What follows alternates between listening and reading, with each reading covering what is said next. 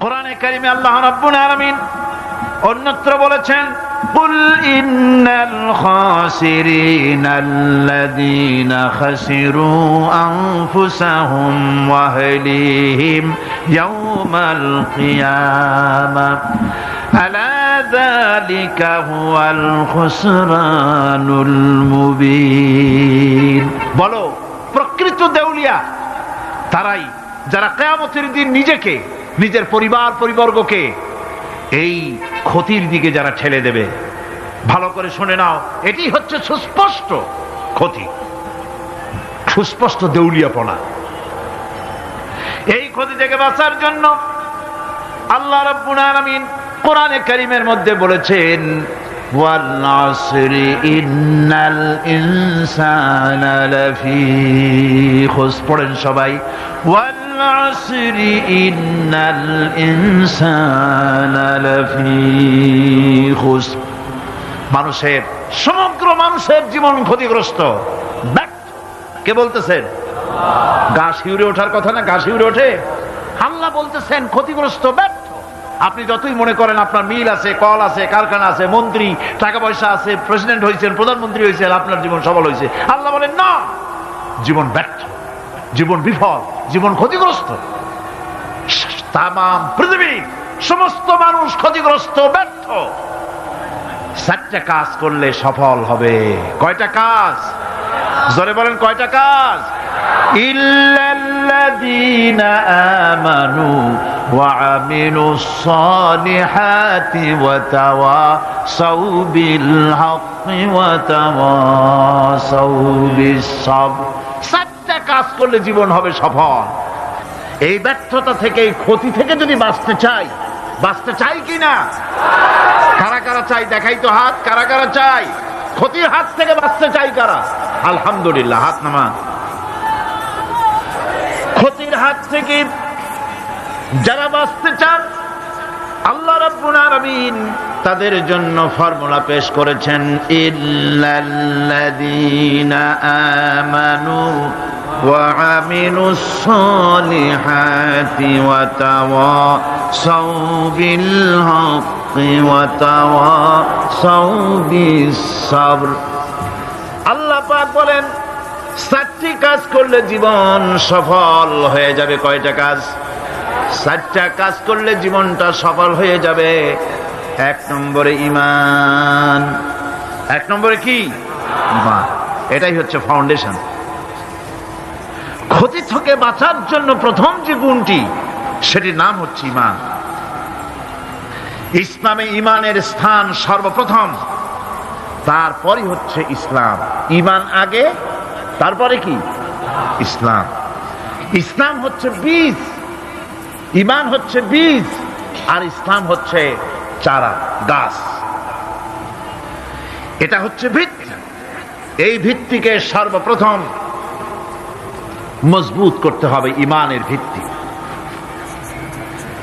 ঈমানের ভিত্তি দুনিয়ায় ঈমানের আহ্বান জানাবার জন্যই আল্লাহ রাব্বুল আলামিন সমস্ত নবী এবং রাসূলদেরকে পৃথিবীতে পাঠিয়েছেন ঈমানের আহ্বানের জন্য। দুনিয়ার সমস্ত নবীদের দাওয়াত ছিল ঈমানের দাওয়াত। কিসের দাওয়াত? এই ঈমানের দাবিটা আসছে, দাওয়াতটা এসেছে আল্লাহর কাছ থেকে। কার কাছ থেকে? দেখুন, পৃথিবীর ভিতরে কোন নবীদের কথার সাথে আরেকজন নবীর কথার কোনো বৈপরীত্য হয় নাই। সমস্ত নবীদের কথা একরকম ছিল। কয় রকম?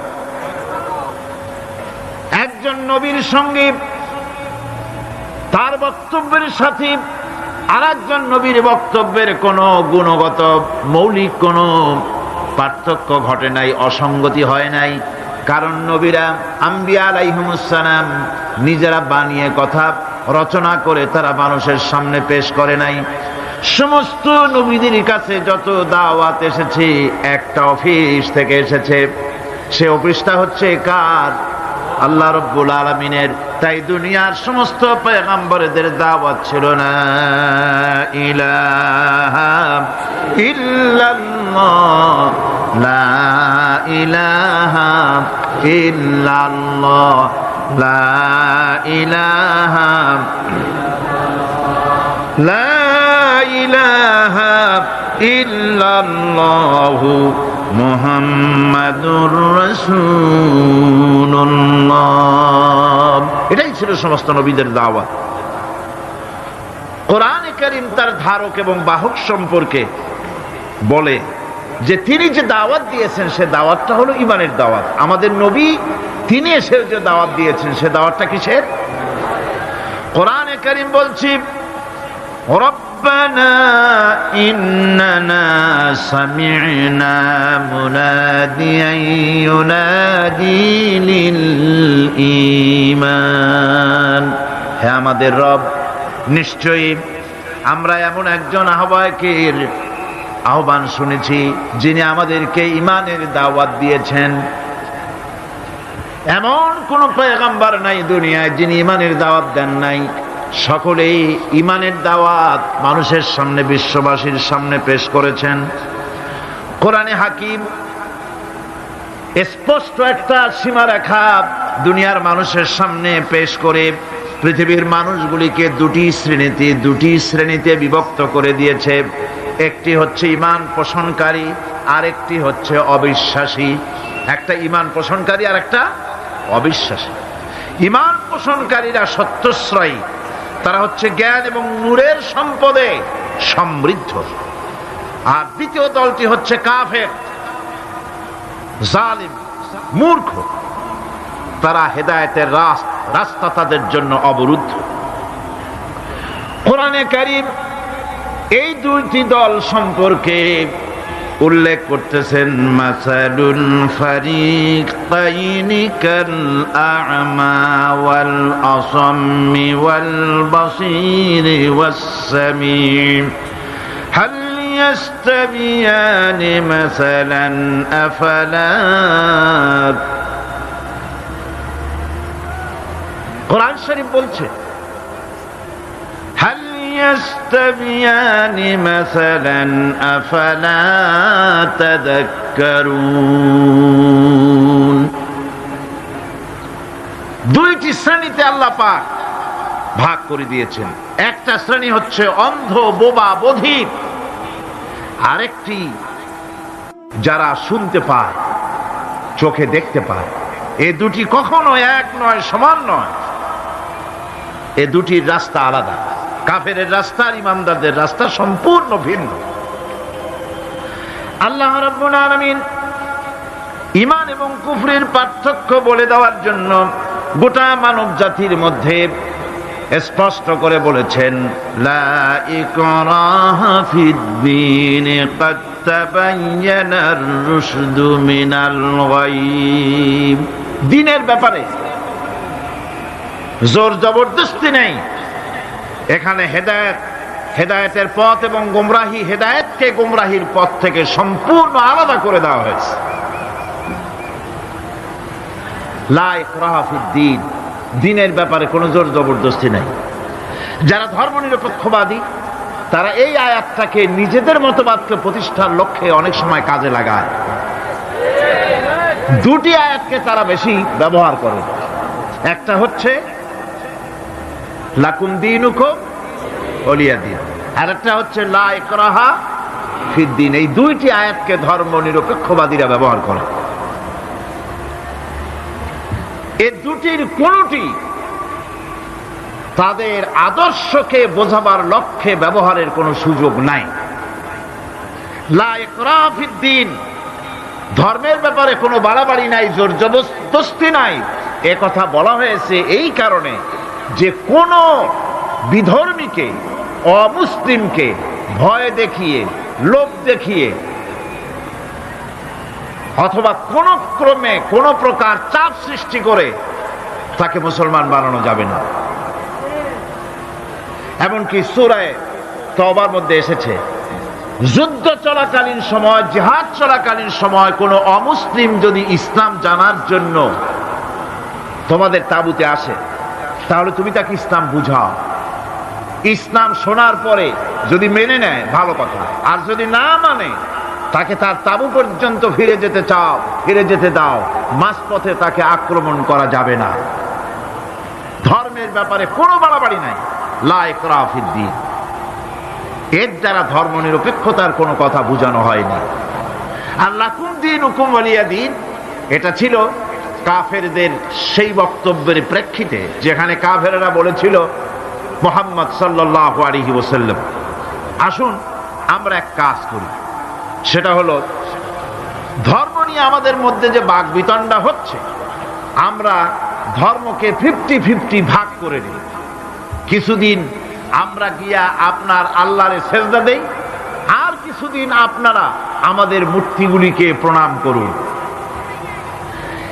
এই প্রস্তাব যখন রাখল, আল্লাহ রাব্বুল আলামিন সূরা কাফিরুন অবতীর্ণ করে দিলেন, কুল ইয়া আইয়ুহাল কাফিরুন লা আ'বুদু মা তা'বুদুন। হে কাফেরেরা, হে অবিশ্বাসীরা, নবী আপনি বলুন, হে অবিশ্বাসীরা, তোমরা যার ইবাদত করো আমরা তার ইবাদত করি না, আবার আমরা যার ইবাদত করি তোমরাও তার ইবাদত করো না। সুতরাং লাকুম দীনুকুম ওয়ালিয়া দীন, সুতরাং তোমাদের দিন তোমাদের জন্য, আমাদের দিন আমাদের জন্য। এখানে নিরপেক্ষতার কথা বলা হয় না, এখানে পক্ষের কথা বলা হয়েছে। কিসের পক্ষ? ধর্মের পক্ষ। কিসের পক্ষ? হিন্দু, খ্রিস্টান, বৌদ্ধ, তোমরা তোমাদের ধর্মের পক্ষে থাকো। মুসলমান, তোমরা তোমাদের ধর্মের পক্ষে থাকো। ধর্মের ব্যাপারে নিরপেক্ষ হওয়ার কোনো সুযোগ নাই। আছে নাকি সুযোগ? আমি পার্লামেন্টে বলেছি এই কথা, যে একটা ধর্মের উপরে বিশ্বাস করে নিজেকে একটা ধর্মের পক্ষের ব্যক্তি হিসাবে ঘোষণা করে, কেউ বলছে, দাবি করছে আমি হিন্দু, কেউ বলছে আমি বৌদ্ধ, কেউ বলছে আমি খ্রিস্টান, কেউ বলছে আমি মুসলমান, নিজেকে একটা ধর্মের বিশ্বাসী ঘোষণা করার পর আমি ধর্ম নিরপেক্ষ, এই কথাটা মিথ্যা, বানোয়াট, জালিয়াতি, প্রতারণা, মুনাফিক। কোন ধর্মের অনুসারী ব্যক্তি ধর্ম নিরপেক্ষ হতে পারে না। কেবলমাত্র নাস্তিক, যারা আল্লাহরে মানে না, আল্লাহকে স্বীকার করে না, ওরা বলতে পারে আমরা ধর্ম নিরপেক্ষ, ধর্মের ব্যাপারে আমরা নিরপেক্ষ, গুলো মানি না, বিশ্বাস করি না। কিন্তু যারা ধর্মে মানে, সেদের যে ধর্মেরই হোক না কেন, সে ব্যক্তি ধর্ম নিরপেক্ষ যদি দাবি করে, এটা মিথ্যে কথা, এটা মুনাফিকি ছাড়া কিছু হতে পারে না।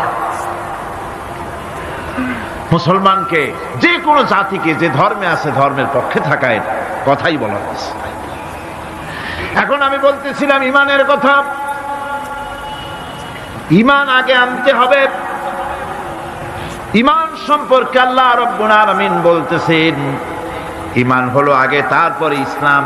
আবার ইমান আনার আগে আবার কুফরি একটা শব্দ আছে, সেটা হলো ফামান ইয়াকফুর বিত্তাগুতি ওয়া ইউমিন বিল্লাহি ফাকাদ ইসতামসাকা বিল উরওয়াতিল উসকা লা ইনফিসামা লাহা ওয়াল্লাহু সামিউন আলীম।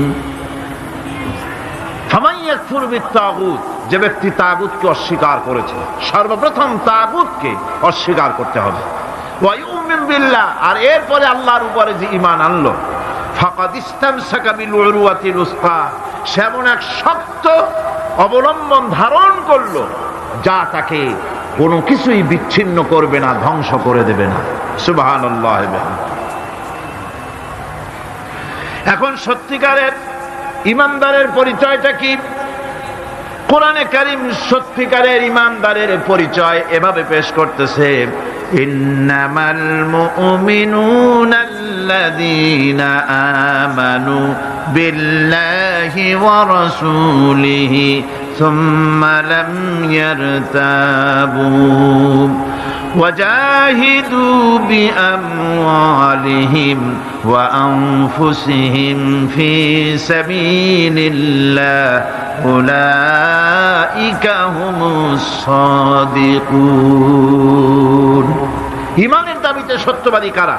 ইন্নামাল মুমিনুনা আল্লাযীনা আমানু বিল্লাহি ওয়া রাসূলি, সত্যিকারের মুমিন তো তারা যারা নাকি ঈমান এনেছে আল্লাহর উপর এবং রাসূলের উপরে। এই ঈমান আনার পর সুম্মা লাম ইয়ারতাবু, এরপরে কোন সন্দেহে সে নিপতিত হয় নাই, কোন সন্দেহ তার মনের মধ্যে জায়গা পায় নাই, আর সে আল্লাহর রাস্তায় জিহাদ করেছে মাল দিয়ে, জান দিয়ে।